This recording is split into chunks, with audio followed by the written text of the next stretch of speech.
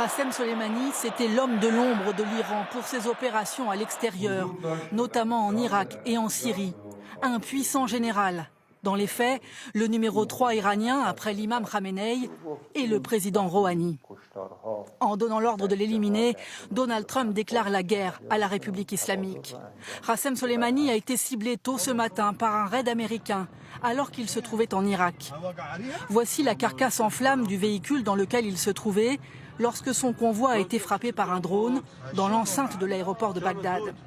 Des images qui ont provoqué la fureur immédiate dans les rues des grandes villes d'Iran, en ce vendredi, jour de prière. Rassemblements impressionnants de la frange la plus conservatrice de la population, portrait du général à la main et l'arme bien visible. L'influent et charismatique Soleimani était largement respecté, notamment pour son rôle dans la lutte contre Daesh en Irak. Ce n'était pas juste un combattant ou un général, il était l'espoir des peuples opprimés dans le monde. Dans un tweet, le président Rouhani menace. La grande nation iranienne se vengera de ce crime haineux. Interviewé à la télévision, le porte-parole des gardiens de la révolution en larmes ne parle lui que de revanche. Cette satisfaction des Américains ne durera pas longtemps, nous nous vengerons, dit-il. De quelle riposte est capable l'Iran, présent militairement dans de nombreux pays de la région? Les possibilités sont multiples selon ce spécialiste.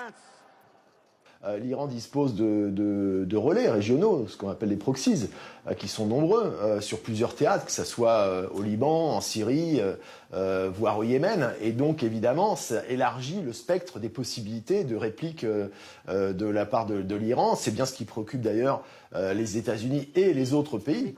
L'élimination de Qassem Soleimani plonge le Moyen-Orient dans l'incertitude.